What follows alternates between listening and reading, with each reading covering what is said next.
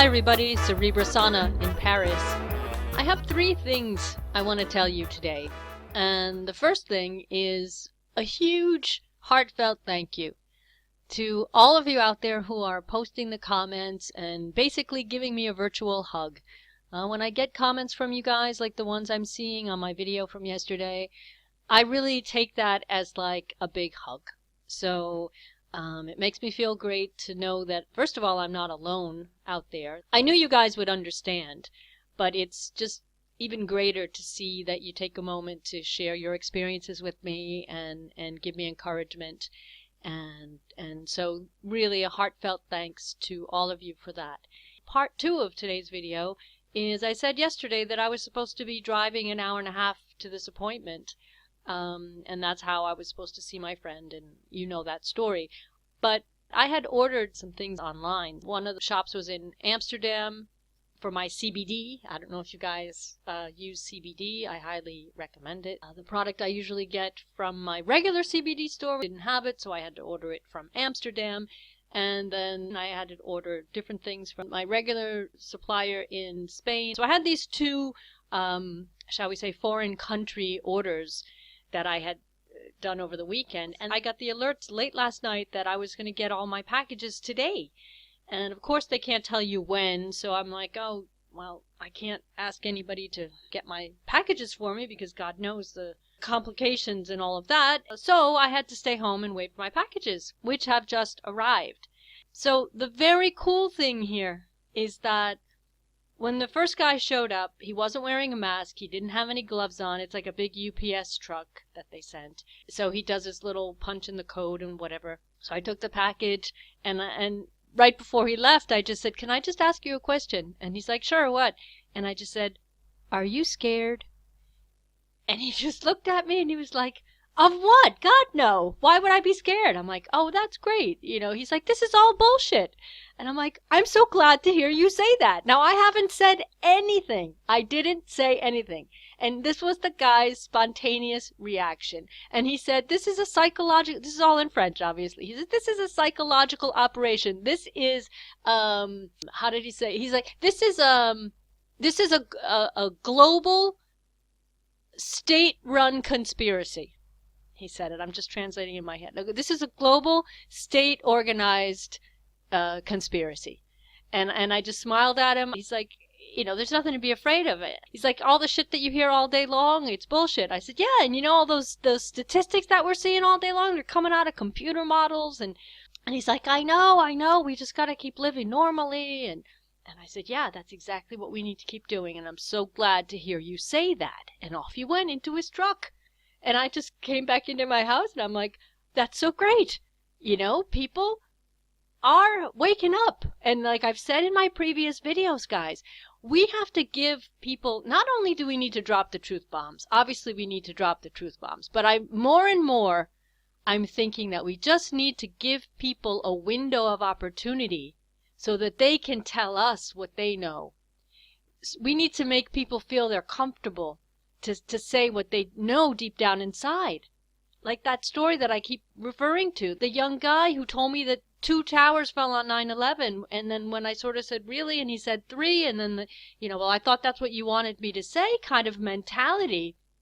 People have been conditioned to act and behave and to say things in a certain way. So off he went, and no sooner had I gotten into my apartment, the bell rang again. I'm like, oh, maybe he's come back to say something. And it was the second package that had just arrived. So same deal, no mask, no gloves, no nothing. The guy gives me the package and I said, "Can I ask you a question?" He's like, "Sure." I said, "Are you scared?" And he's like, "Are you out of your mind? We're all going to die one day anyway. And what's to be scared of?" And then he starts imitating people in the grocery store all scared. Like if you can imagine, like scared people at the grocery store picking things off shelves. This is what he's doing in front of me, like imitating scared people. And he's like, "That's all crazy idiocy." And I'm like, "I'm so glad to hear you say that." He's like, "You just got to keep living your life." I'm like, "Yeah, totally agree with you on that." And so I just said, "I'm really thrilled to see you say that." And he doesn't know anything about me. I'm just a person getting a package, right? So, and again, all I did was ask, "Are you scared?" 3 words.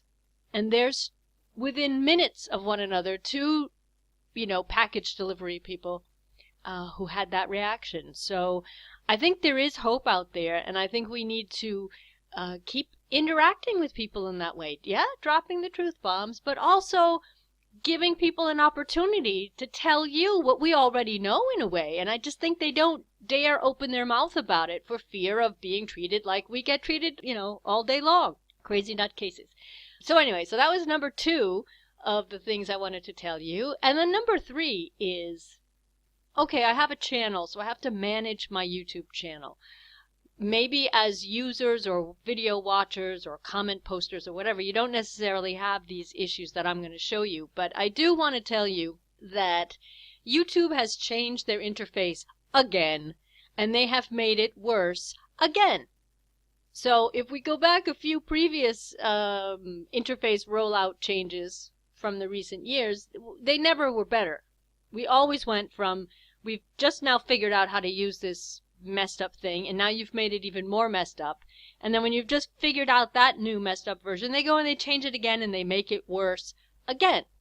So this is a video I've been wanting to make for a while. I actually did record it, and it was quite long. So today is going to be like a teaser. If you like this kind of geeky stuff, I'd love to show you in detail some of the stuff. So what I wanted to show you is I'm going through all your comments from yesterday's video, and there were a ton of comments, which is great.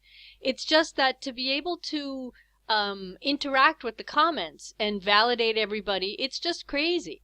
So the first thing I wanted to show you is this. This is what my screen looks like now, right? The comments. I'm just going to turn off something and you'll see what happens.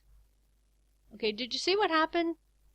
Did you notice? I'll do it again. I'll turn it on and off. Everything is in grayscale, right? Everything is really small and gray, and I have a tool that lets me change what the page looks like. So now we have bold here. I've changed the colors. I put circles around these things, etc. So these are some of the geeky things that I can show you if you're interested in, and sort of how to take back the web in a way when they change things. It's even worse on the content page. I'll show you that in a second. But what I wanted to show you is about the comment system, the way they have messed up the comment system. Right? You have the published ones here, you have held for review, and you have spam. I have to approve you first, and really the only thing I'm trying to avoid are scammers and bots and nastiness. So once you've posted a decent comment, I will immediately validate you, so there's no problem there. But I can't even validate you it's not logical. It's just not logical. So here we have a comment, right? So I have to check a box over here. Then if I want to validate you, and maybe I didn't pay attention to your channel name, I have to go through here. Well, what was that guy's name again? Where is he? What's going on? Okay, so I think it was Jake. All right, so now I have to go find Jake in this long list. And then I have to go over here and say always approve. Okay, but if I go back here, it still says always approve. So I have to refresh the page to make sure that this thing has actually been taken into account. So we wait for the page to refresh. We have to go back down the list and find Jake again. This is it right here, and I just have to check. Okay, so he has been validated. Great. So then we go back here, and it's the same thing. I need to go and do this for everybody. But why can't they just put a button here? Yes, approve it, and approve it all the time. Like, why isn't there a box here? Like, approve and approve all the time. Right? It just doesn't make any sense. It's just a pain in the neck. Okay? And plus, it puts up an automatic filter up here. For some reason, it's not doing it. It'll put up a filter here. So this is generally how it looks. It has this filter already set at the top. Comments I haven't responded to. Well, I don't know. That doesn't mean anything to me. Like, see, people are commenting on different videos. Here's Mr. Short-Term Memory, right? They're all kind of mixed. Wouldn't it be logical to just say group them all by video and then you can just go through them? But if you want to do that, you have to click this thing and it'll take you to the video, which is right here, and then you've got everyone. Everyone is here. But for example, why can't I, right, it says hide user from channel. Why can't I approve all my comments right here? Right? Why can't I just approve my users? None of this makes any sense. It's not thought out in a way that is A, user-friendly, B, logical, or even efficient. Right? It takes so much time to go through here, and then you have to go and find where does the comment go after I've approved it. Right? The world needs to see this video. Totally agree with you on that. If I want to heart that comment, for example, I have to, who was that? Who was that? Right? So, all right, how do I even find it? So they allow you to turn this thing off and you have a filter. Search contains questions, public subscribers, channel member status, subscriber count, response status. Are those useful? Why would I want to sort my comments by public subscribers? And if you're going to give me public subscribers, why wouldn't you give me hidden subscribers? Subscriber count, I don't even know what that would do. Let's hit that just to see. I don't even know what that, greater than or equal to 1,000. Oh, how many subscribers my own commenters have? I don't care how many subscribers you have. It's not going to change whether I reply to you or not. I reply to everybody within the limits of my physical typing ability. I try to reply to just about everybody. So that's a ridiculous thing. Response status, what is it? Responded to, haven't responded to. All right. So yeah, so we were looking for that person who said everyone needs to see this. So I did memorize that. So the only thing I can really do is hit search and let's just say we'll put in the keyword world. Well, let's see, world needs. And we'll see if we can find that message. Okay, so here it comes up. So the first thing we're going to do, we're going to like that. We're going to make sure he can comment again. And we'll give him a heart. Okay, but do you see how ridiculous this whole commenting system has become? It's convoluted. It's not logical. I just stylized this a little bit, you know, just so that things could jump out at me a little bit more visually, and I increased the size of the font just because the way it was before, my eyes weren't really, I can't see anything when it's all gray. It's just flat and boring and disgusting. But I think the worst thing that they've done with this new interface rollout is what they've done to your content page. Your video manager, right? It used to be called your video manager, and you'd have the list of your videos. Now, because I knew that this change was coming down the pike, I started taking screenshots of the old version. Now, I'm really glad I did. So this was how your video manager used to look. You had a little icon, you had the title, the date it was published, you could access, you know, the edit zone. And then you had this section right here. In a glance, you knew how many comments you had, how many thumbs up, how many thumbs down, how many views. Public, not public, if it had copyrighted content, whatever. So in a very nice, compact zone, you had all the information that you could possibly want to know about your video. Okay? That would be considered good, or as good as you could expect from these people. So we went from this to this. And the first thing that I want you to notice is this thing down here. You don't even see all the information in the window. There's no bar down here. This is my active browser window, and you have everything right there where you need it. In the new version, nope. Nope. You can't even see everything. Okay, it's cut off.